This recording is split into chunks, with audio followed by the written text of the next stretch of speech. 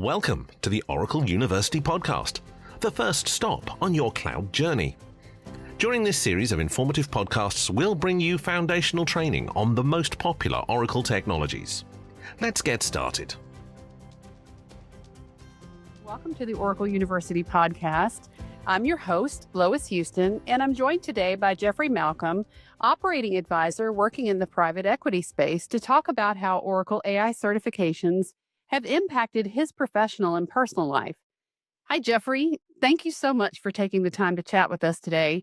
Our conversation actually stems from a fascinating discussion we had at AI World, Oracle's annual user conference. There you shared your journey to becoming Oracle AI certified, how that process not only shifted your perspective on emerging technologies, but also influenced the way you work, interact with colleagues and clients, and even how you encourage continued learning in your own family.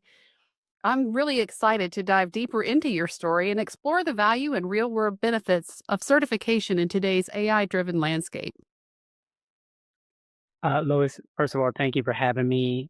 It was fantastic running into your teammates at AI World. It was amazing. For me, as we go through this AI journey with my portfolio companies, I'm constantly looking at what are the new things out there? How can I get myself enabled? So excited that we're having this conversation today. That's great. So let's start at the beginning. Before your certifications, what was your initial reaction when you heard about Oracle's OCI and AI certification programs? Were you immediately interested or was there hesitation? I was skeptical. I was skeptical about OCI capabilities as you guys didn't have much market penetration at the time. In my technology career, I built several enterprise applications on AWS, Azure, and GCP. However, OCI Cloud was new, and my wife, Kay Malcolm, who kept raving at home over and over about OCI, that the cloud was faster, it was more secure, and cost friendly. All of which these things that I'm hearing are appealing to me as a CIO because that's something that I need to control at my companies that I'm working with. Right. So, because even though I was skeptical, I was like, if all of these things are appealing to her, I'm going to go ahead. I'm going to take the certification. I'm going to confirm all of these allegations that she's making to just make sure that, it's actually true. And I was pleasantly surprised once I pulled the covers back. So you mentioned that your wife actually encouraged you to sign up for the free OCI Foundations training. Can you tell me a little bit more about that experience and how it influenced your decision to continue learning? When she took the OCI test at first, she passed with a 95% score. So, that encouraged me to just, to take it as informative as I can. And to be honest, I wanted to beat her score because, we're competitive. Upon passing and seeing the high quality of the candidate, of the content, it was just hard for me to keep this internally. I wanted to share it with my network. I wanted to kind of see if there's others that could benefit from it. But, my initial piece was, how can I beat her? And when I was able to beat the score, I did score a 96 and beat her. And I started sharing it with my network. And what happened, Lois, it was amazing. We found a cohort of individuals, right around 50, who wanted to start taking the similar course. We were like, hey, this is something that's amazing. We had individuals who were teachers. We had individuals who had work in the correction facility. We had plumbers. We had electrician. And they were all skeptical about taking this highly technical course. But we said, hey, it's self-paced. It's something that you can do, and you can really benefit to your career. So at the end, we had 50 people who took it. Of the 50, we had 30 brave souls who went ahead and took the certification. And of the 30, we had a 24 people who passed. Wow, That's almost a 90% pass rate. Yeah. And it was so successful. We actually had one individual who shared their news. He was able to get a new position where he became a technical project manager and 3x his salary. So it was just amazing to watch how people were brave enough to take this content, how OCI did an amazing job of making it self-paced and absorbable. And then people got the certification. We published it on LinkedIn and people actually got jobs. So it was actually quite impressive. That's an incredible story. So you didn't just become a believer, you actually went and built an application on OCI, right? What was the project and how did your new skills play a role in making that happen? That's a funny story. So at the time I was doing the OCI training, I was building a mobile native application for a startup who was at the time looking to impact climate change. They were a socially conscious enterprise dedicated to bring human-centered tools to individuals to live a better life and protect our environment. The main focus was how can they create an application that had no ads, only information, and provide a tool that would allow people to do joyful actions such as recycling, such as, um, looking at how you can lower your power consumption in your home, moving from plastics away from your home and just not consuming as much plastic. So we really wanted to gamify that and build an application that could do that. My training gave me the confidence that as I was architecting the solution to say I needed to build something scalable and secure. And full transparency at the time, myself and the rest of my development team was looking at completely AWS solutions. From this training, I was like, no, if we really want something secure and scalable, the Oracle database, specifically autonomous database, is it. And we switched. We built a multi-cloud solution across Azure, AWS, and GCP, as well as OCI. OCI had our backend, and we built our application to leverage it specifically because after taking the training, I was convinced that the backend needed to be on Oracle database, specifically autonomous database. So it helped. The application has been running now for 3 years, no issues, from a scalability standpoint, and it's been fantastic for us. Well, that's great. That's a great story to talk about how you leveraged your training and into something that actually made a difference in your job. Mhm. So let's talk a little bit about your AI certification. You've described the AI Foundations training that you took from Oracle University as demystifying. So tell me about some of the biggest takeaways for you. How did it shift your understanding of what AI really is and how it can be used? That's a great point. You know, in the last 2, 3 years, AI has just been the talk of the town. And specifically my role as an advisor to private equity companies, I'm constantly being asked, how can AI impact the top line? How can AI impact the bottom line and help us realize the multiple or our investment thesis to exit our different companies? My background, whenever I look at a problem, I need to understand the guts of it. And a lot of the time, there was all of these myths and confusion and scare, to be honest, around AI.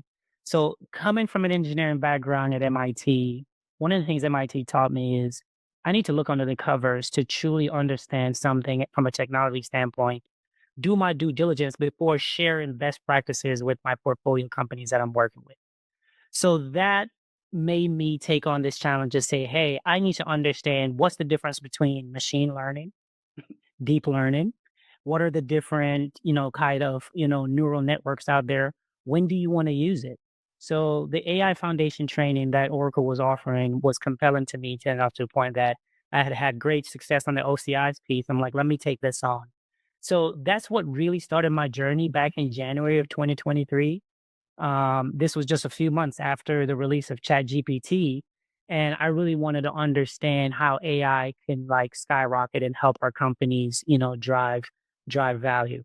So that's what made me take it on. I wanted to understand what's the difference between RNN, recurrent neural networks, convolutional neural networks, and what's the best business case that our companies can use. What's the best time to use a vector database? Why is it important? Why is it needed for AI solution? I wanted to be able to articulate the difference between a RAG and agentic AI workflow to our companies. So that's really was the impetus of as to why I wanted to take on this piece and why I wanted to do I. the AI foundational training. And your journey didn't stop with you and Kay, right? Your sons are both Oracle AI certified as well, as I understand it. So tell So, me a little bit about that. What inspired them? so our poor boys, we have two boys, both are in college, and one, full transparency, is a computer science major at Georgia Tech. The other one is doing a biology major at Kennesaw State.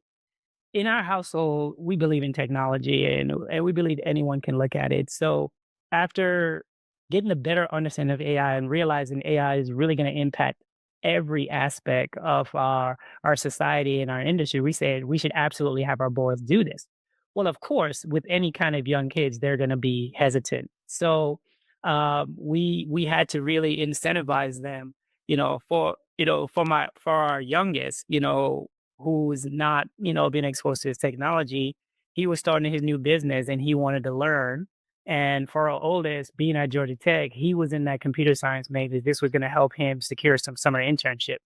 So what we did was to incentivize them, we had to turn off the Wi-Fi. And so the Wi-Fi could only be on if they were doing the certification. And, and full transparency, after I would say a weekend and like 3 days, they were able to complete the course and truly pass and understand on a foundational level, like what's the difference between RAG and agents? What's the difference between, RNN and CNN? What are neural networks and what's deep learning and machine learning? From my oldest, who was in computer science, it helped him secure a summer internship because he was able to talk about in a very clear way that he understood AI. And then he was also able to show his his certification, and that helped him to secure an internship with Oracle on the OCI team, being a software developer. And to be honest, he's going into his third summer where he's going to be at Oracle coming this next summer in 2026. So it's been beneficial. I tell people like this is something that you should absolutely do. And we encourage our friends and we tell the story about our boys because it's personal. We show that anyone can do it. That's an awesome story, and the whole family is AI certified. That's great. So, you mentioned that you've been sharing your experience with your friends and your colleagues and neighbors. What are some of the common misconceptions or fears that you encounter when you're talking about AI with people? How do you help them understand what it means for their careers and for their lives? Lois, great question. A lot of people I talk to still think AI is either going to replace them or that it's too technical for them to ever understand. Right. And the fear usually comes from not knowing where to start. I tell them that AI is really just a tool, and learning the basics helps you to see where it fits into your work life. And once they understand that it's here to help, not to replace them, the conversation shifts and become, oh, okay. Now, how can I become more knowledgeable so I can be less fearful and identify opportunities? So really, I've been having conversation to say, look, it is not something that's here to replace you. It is a tool, and it's a tool that really, once you understand how you can use it at your job or in your schoolwork or in where you volunteer, it can really drive automation and speed and allow you to do your job much better. Yeah, that's so true. And the knowledge, understanding is so powerful. It really does change people's perspective from being fearful to being excited about the possibilities with AI. So tell me a little bit about how in your private equity work, I know you interact with a wide variety of clients. How does this knowledge about Oracle's AI technology and having the certification empower you to have conversations and build trust with your clients? The biggest value I've received from getting the Oracle AI certification is that it gives me clear and practical foundations for talking to people about what AI is and what it's not. Let's be honest.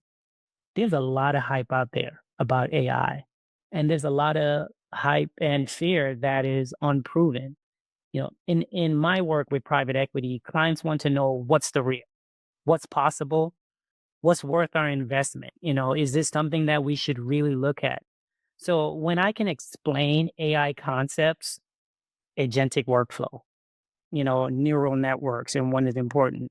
What neural networks are better for vision capabilities? What neural networks are better for audio capabilities?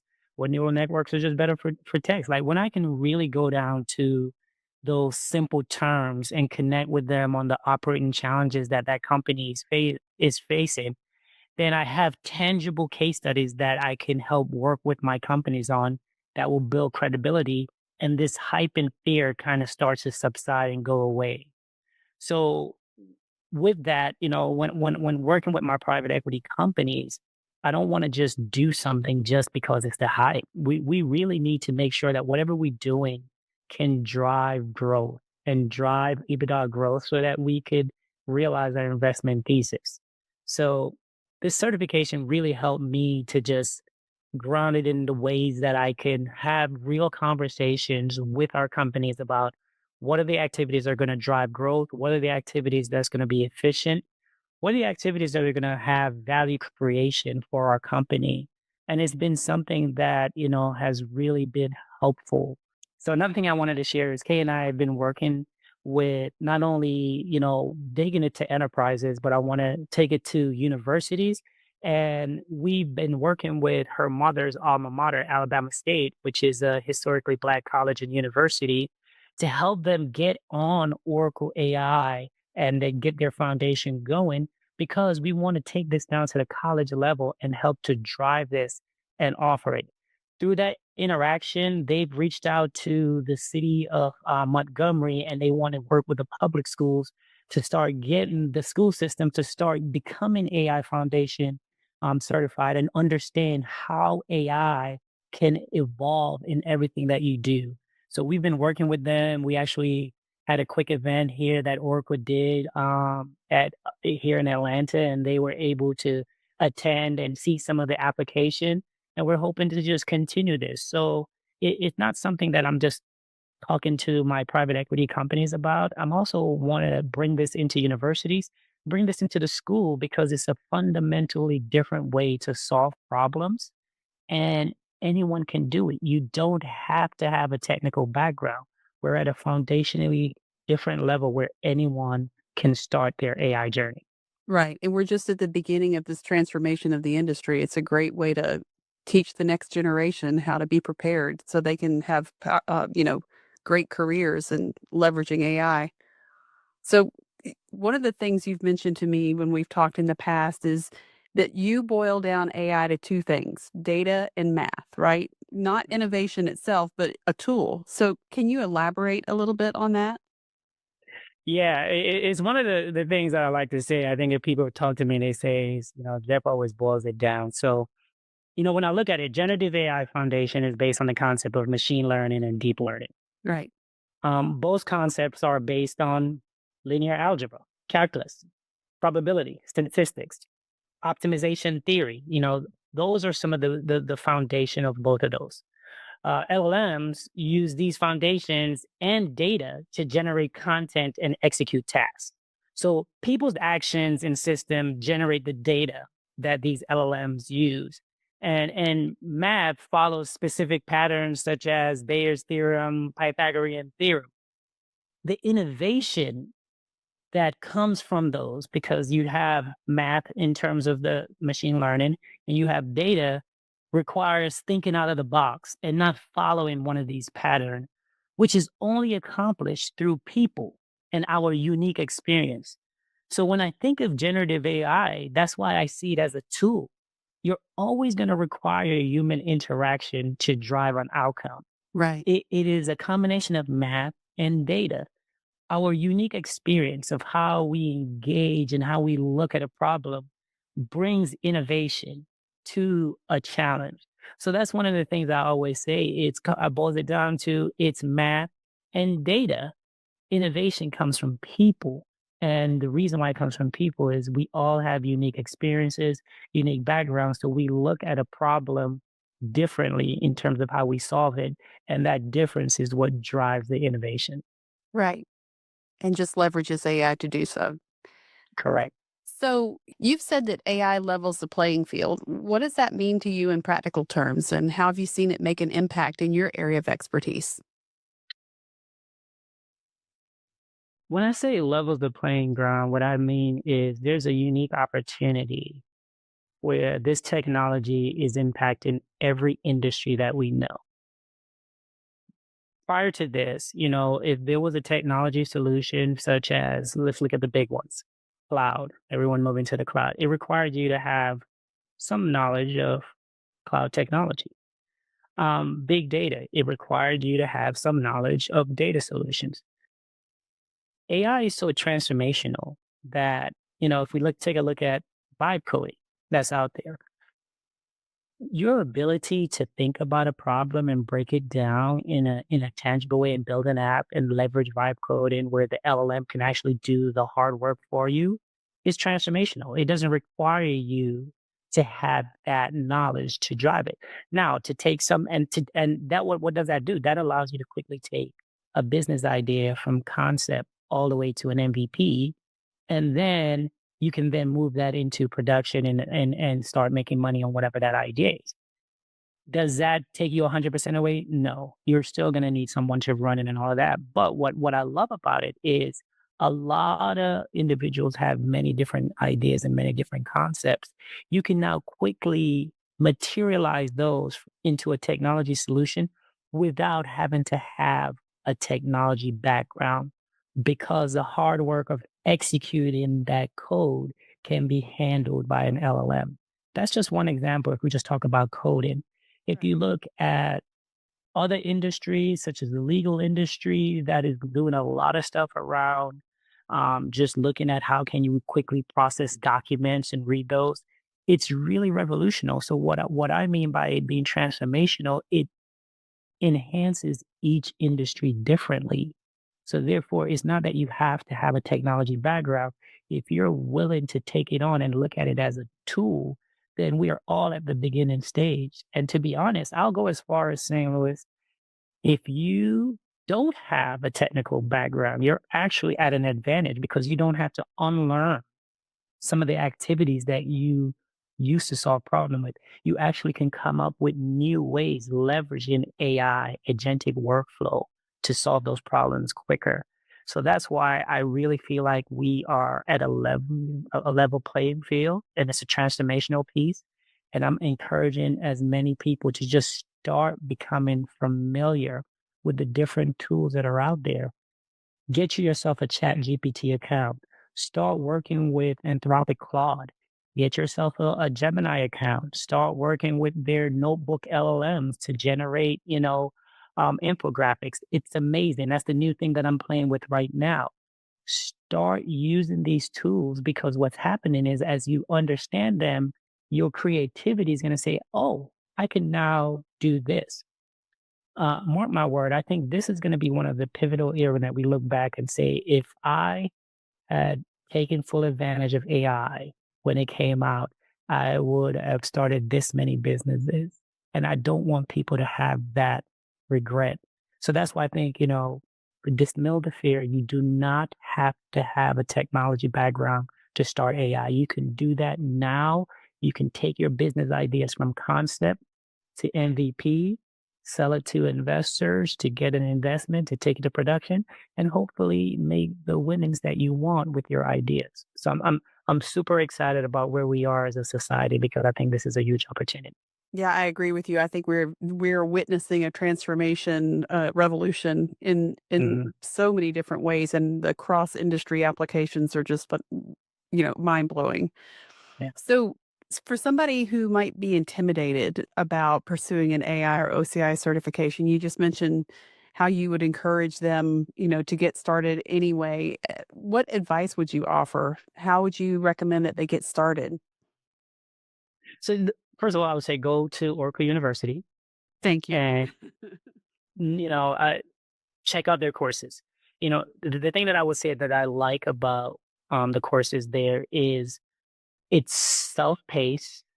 It's easy to absorb, and then it goes deep into whatever topic you want. So it starts off very high level to give you the background of what you need, but it goes really deep if there's something that you want to go in on.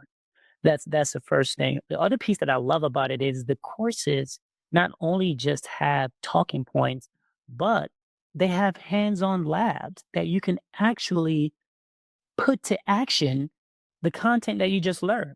So one of those hands-on lab, what the lab is based on Oracle Live Lab. And a little plug for my wife, Oracle Live Lab was created by Kay. I remember when she was here at home building this almost 3, 4, 5 years ago. And it's amazing to see the coursework that they have. They have so many different hands-on labs that they can do. So I would say because of the combination of this great structured content, the ability to then have the hands-on lab through Live Lab that you can then put into action the things that you've learned, then it's a quick and tangible way to just receive content and actually test it out. And to watch Live Labs grow to see where it is, I'm excited for her. I'm proud. I know it's one of her passion. She always says it's her gift to developers is Live Labs because as an engineer myself, I can't just hear something and learn it. I have to put it to action. So I think that combination of Oracle University having the content and then having mechanisms like Live Lab to do hands-on is why people should go there and start. And then some of the courses you guys have, they're free. Why would I not do that? So if they're free, like, let me go ahead and start it now. And then as I go up, even if there's a charge, like there's a benefit. So you guys have offered such a low entry hurdle to start that I don't see why you wouldn't just start there. And all of our OCI training is free, as well as the Foundations Associate certification. So you're right. There's no barrier to entry for sure. Mm-hmm. Well, Jeffrey, I want to thank you so much for sharing your journey with me today. Your enthusiasm, your experience, and your expertise has just really been inspiring. And I've just been really happy to hear about how this has not only impacted your career, but also your outlook on the industry and influenced the people around you. So thank you again. I really appreciate it. Anytime. Excited that I was able to share my journey, and I hope everyone, starts their own. So excited. Thank you. Thank you.